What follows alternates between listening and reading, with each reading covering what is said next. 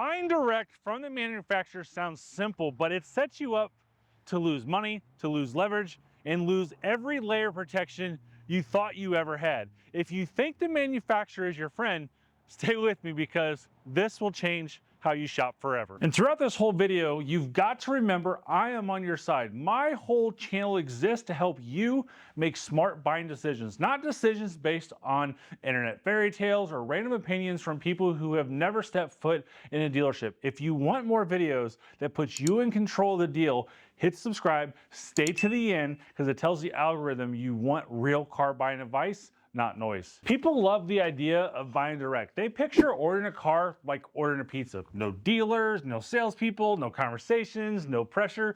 Just click a button, a car shows up in the driveway.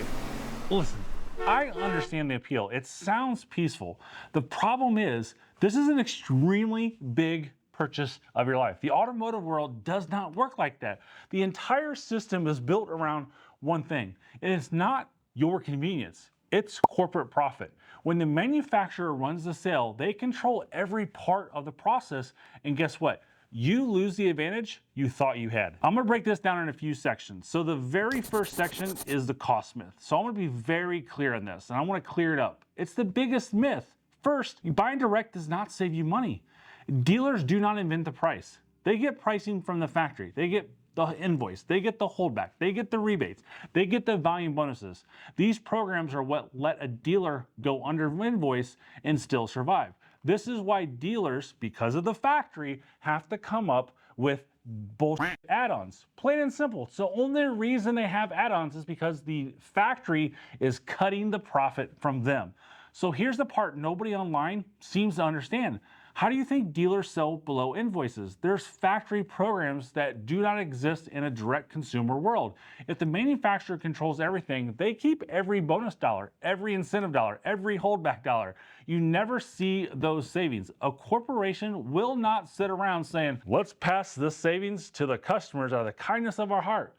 They look at spreadsheets and say, look at the margin we get to keep. This is why direct pricing does not drop. It climbs. Section 2, I see this in my comment section all the time. Tesla proves this point. Tesla, Tesla, Tesla. Everyone thinks Tesla is the GOAT for direct to consumer. Tesla is the perfect example because they do run a pure direct model. But I want to stay focused on vehicle profit only, not their emission credit money. When demand spiked, Tesla raised prices fast. Yes, they did not call them addendums. Yes, they did not call them over market value. They just raised the prices. When demand softened, they didn't drop them right away. They dropped them some, but it took them years to do this. That is a company making decisions based off of charts, not human beings. If you walk into Tesla location and say, that price feels high, the staff has no authority to adjust anything. They're just there to hand you the key or the card and say congratulations. That is the future if direct sales takes over. A company that can raise or lower prices whenever they want with zero competition, and you have nobody local to pressure when something feels off. Now here is the part nobody wants to talk about. Tesla does not make its profits from selling cars. Q1 of 2025, they made $595 million selling regulatory energy credits. Without those credits, they would have posted a net loss of $189 million. So when people say Tesla proves direct sales are profitable, no, they don't. The car sales alone are not profitable at all. And while the car division struggles, the Tesla board just approved a $1 trillion pay package for Elon Musk. I mean, who does this guy think he is? Ask yourself where the money comes from. If a company can pay a CEO $1 trillion, why are all their cars not $20,000 or under? Because the direct model is not built to save you money, it's built to save the manufacturer money. Section 3 is service control and the Right to Repair Act. This is huge red flags. I've never really talked about this before, but it's something I'm very passionate about, especially owning a used car dealership for the past 4 years. Here's where things get serious. If you think manufacturers treat you well when you're buying, look at how they treat you after the purchase. The Repair Act fight tells you everything you need to know. They are spending huge money to keep basic repair information locked from everyone. And when I say basic, I mean simple things that independent shops, you yourself, should be able to fix with no problems. So you guys know I always come with receipts. So I'm going to give you a few examples. A headlight that stops working. Any shop should diagnose it, but the manufacturer locks the diagnosis path. The shop is blind. They can't access the code and cannot run the test. So you get told you need the dealer. A dead battery. This is one that's a real thing right now. A dead battery on a modern push-to-start vehicle. Years ago, this was a driveway job. Now, if the programming procedure is locked, an independent shop can't finish this job. You can't do it in the parking lot of AutoZone or O'Reilly's. You end up back at the dealer for a basic battery swap. An oxygen sensor. Quick fix. It should be when you look at the live data, but it's locked. The shop can't verify anything. Have to be sent to the dealer again. And this is the crazy one. This is with Volkswagen, a wiper blade replacement. Some new models require vehicles to be placed in specific service positions. The instructions for the position are locked behind the vehicle's data. So even when a wiper blade change becomes a dealer-only task. This is absolutely crazy. And what the service mode does is put the wipers in the up position. But what happens when you shut the car off? The wipers automatically go down. So you can't shut your car off with the wipers in the up position. You have to put the wipers in factory service mode in order to get this done, but you have to go to the dealership. For windshield wipers, this is a $20 fix, but it's gonna cost you $300 at the manufacturer. So these are everyday repairs. If the manufacturers lock repair data, simple fixes that should take minutes, sorry, you need to see the dealer. And here's the part you need to think about.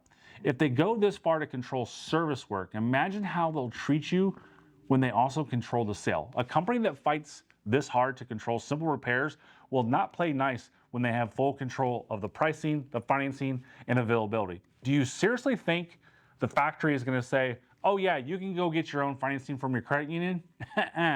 No way. If these couple things have already got your attention, make sure you hit the subscribe button and keep watching. When viewers stay on these videos longer, YouTube pushes this content to more shoppers who need real information instead of social media rumors. It helps protect more people from bad decisions, and that's my #1 goal. And so it goes into section 4, accountability and human consequences. And I want to talk about accountability because when you buy from a local dealership, you have a human buffer, someone who lives in town, someone who cares about reviews, someone who wants repeat business, someone who understands that a ruined reputation hurts real families. Dealers hire real people. Even the smallest dealerships in the country employ 100 people. Mid-sized stores, you're looking at 400 to 600 people, and large stores hire thousands. Direct sales wipes out all of those jobs and replaces them with call centers in other states. That also wipes out accountability. If you have a bad experience, you can drive to a dealership and talk to someone face to face. If you have a bad experience with the manufacturer, you're hoping someone answers an email or picks up the 800 phone number.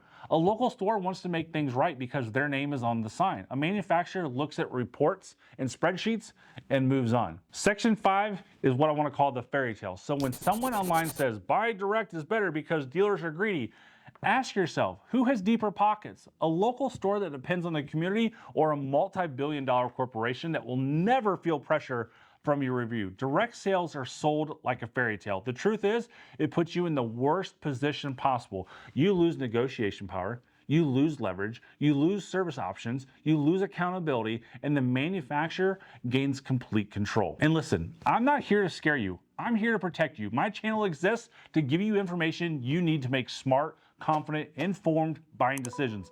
Not decisions based on viral comments or social media myths. Buying direct sounds simple. It is not.